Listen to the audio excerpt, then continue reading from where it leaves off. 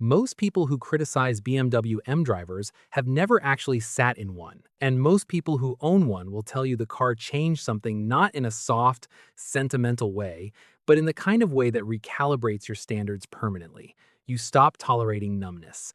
You stop accepting disconnection. You develop an almost unreasonable sensitivity to what a car should feel like when it's truly alive. That shift isn't accidental, it's psychological, and it starts long before someone signs the paperwork. Today, we're going to go somewhere most car content doesn't go, past the horsepower, past the lap times, past the reputation. And yes, the reputation is real for aggression, for tailgating, for treating every on-ramp like a personal qualifying session. We're going underneath all of that. Because the psychology of the BMW M owner is one of the most layered, revealing profiles in the entire automotive world, and understanding it says something significant not just about car culture, but about ambition, identity, and what it means to feel genuinely capable in a world that increasingly rewards the average. Let's start where the machine itself started. BMW Motorsport GmbH was founded in 1972. It was not a marketing department. It was not a brand exercise. It was a small group of engineers, many of them with genuine racing backgrounds, who were handed a mandate to go faster and told not to compromise getting there. The early cars they produced weren't concepts. They were instruments. The M1 was designed with Lamborghini and finished with Paul Bracq. The E30 M3 won touring car championships across Europe. The original M5 was, at the time of its release in 1985, the fastest production sedan in the world. These weren't vehicles built to impress people in parking lots. They were built to perform under pressure, in conditions that exposed every weakness a lesser machine would have. That origin shapes everything that followed. The ultimate driving machine philosophy, which BMW has carried for over 5 decades, wasn't written by an advertising copywriter trying to sell aspirational imagery. It emerged from a genuine engineering conviction that the relationship between a driver and a car could be elevated to something precise, responsive, and deeply satisfying. Rear-wheel drive wasn't a nostalgia choice. It was a dynamic choice. Perfect weight distribution wasn't an engineering boast. It was the foundation of a driving experience that punished inattention and rewarded skill. BMW M built cars that demanded something from the person behind the wheel. And that demand, it turns out, is exactly what a certain kind of person has always been looking for. Culturally, what BMW M came to represent is a specific kind of energy that has no clean synonym: controlled aggression, precision without apology, performance that doesn't need to announce itself with scissor doors or a price tag that functions as its own billboard. This is not a subtle brand, but it's also not a loud one in the traditional sense.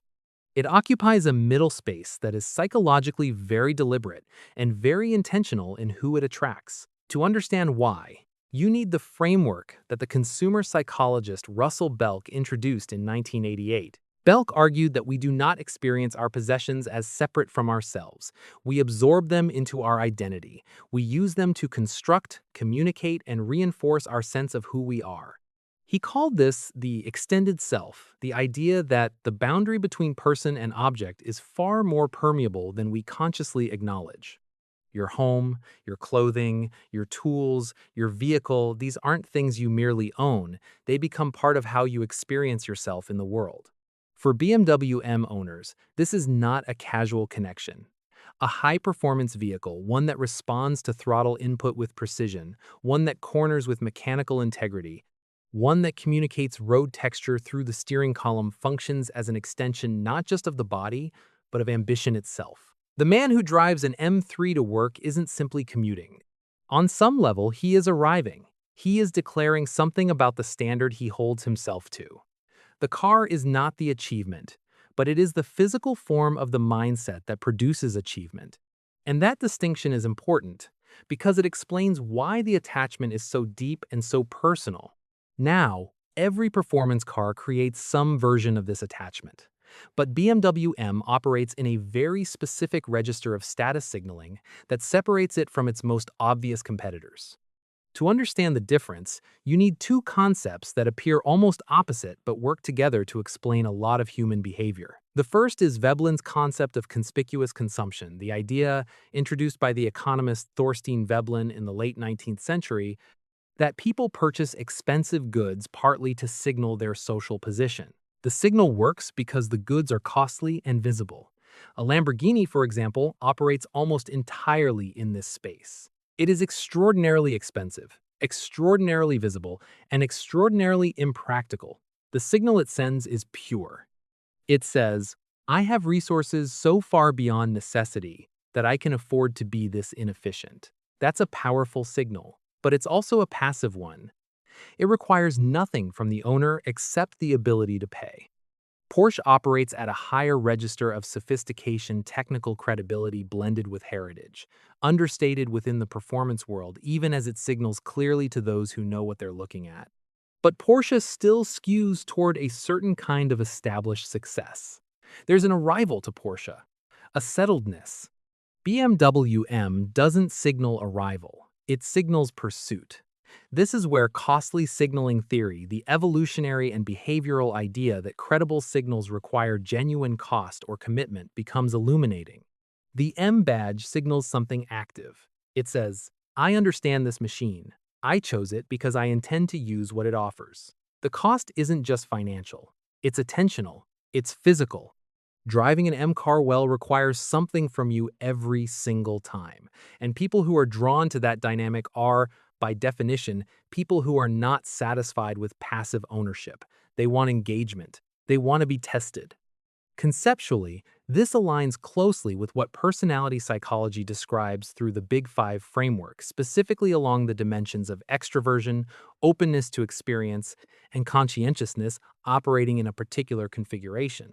M owners tend, in broad terms, to score higher on extroversion not in the sense of being the loudest person in the room, but in the sense of being energized by stimulation, by challenge, by the external environment rather than retreat from it. They tend toward high achievement orientation, the internal drive to perform at or near their own ceiling. And they tend to have what psychologists sometimes describe as a strong need for stimulation, a lower tolerance for monotony, a restlessness that isn't pathological but is persistent. A car that does nothing interesting is not just boring to this person, it's almost physically uncomfortable. This is why the mechanical feedback loop of an M car matters so much psychologically. When you depress the accelerator in an M vehicle and feel the rear axle load up, when you turn into a corner and sense the chassis communicate back through the seat and the wheel, when the engine note changes with RPM in a way that feels indexical to the effort being demanded, all of that is information. It's a conversation between machine and driver conducted in real time. And for a person who is wired toward mastery, toward agency, toward the need to feel that their skill is what's producing the outcome, that conversation is deeply satisfying in a way that is difficult to articulate and almost impossible to replicate with a numbed, electronically isolated driving experience. This connects to something in evolutionary psychology that's worth naming carefully. Across a wide range of human cultures and historical periods, competence in a physically demanding domain has been associated with status, respect, and a sense of personal worth. Not wealth as an abstraction, actual demonstrated capability, the ability to control something powerful, to manage risk with precision, to perform under pressure. These are not outdated instincts, they're embedded. And in the modern world, where most professional work is abstract and the feedback loops are slow and often opaque, the act of driving a precision machine at speed provides something rare, immediate, honest, physical confirmation that you are in control. The car doesn't lie. Either you can drive it or you can't. That clarity is, for many M owners, one of the most honest experiences available to them in an otherwise complex life. Then there's the duality, because the BMW M owner is not a one-dimensional character, and the brand itself has never been built for one-dimensional people. The same person who drives an M5 to a board meeting on Tuesday is on a track day in it on Saturday. The same car that navigated school drop-off in the rain is now being pushed through a third-gear corner at a pace that would make most people physically uncomfortable. This is not contradiction. This is precisely the point. The psychological concept of identity complexity, the idea that psychologically healthy individuals maintain multiple distinct self-aspects rather than collapsing into a single identity, explains why the dual nature of the M car is so appealing. It doesn't force a choice. It allows both versions of the self to exist simultaneously and with full intensity. You don't have to stop being a professional to be a driver. You don't have to choose between responsibility and performance. The suit and the track day helmet coexist in the same boot. And that coexistence is not just a lifestyle feature. It's psychologically liberating in a way that matters deeply to people who have worked hard to build complex lives.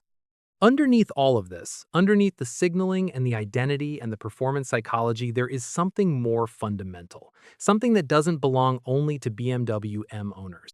It belongs to everyone, but it expresses itself most visibly in the choices of people who've stopped pretending it doesn't exist. The fear of mediocrity, the need, not just the preference, but the genuine need to feel capable, to feel sharp, to exist in a world that can tell the difference between you and someone who's settled. This isn't vanity. It's a deeply human response to the awareness of our own potential and the anxiety of not meeting it. Every person who has ever pushed themselves in any direction knows this feeling. BMW M owners simply found a machine that speaks directly to it. A machine that asks them to be better every single time they drive it, and rewards them viscerally, immediately, honestly when they are. There's a reason the M badge endures. There's a reason the brand has never needed to dramatically reinvent its identity or chase a different customer. Because the customer it was built for has always been the same: ambitious, driven, unwilling to accept a version of themselves that is less than what they know is possible. They don't drive an M to disappear into traffic. They drive it because mediocrity is genuinely not an option, and they want to feel that truth in their hands, their spine, and the sound that follows them out of every tunnel they pass through.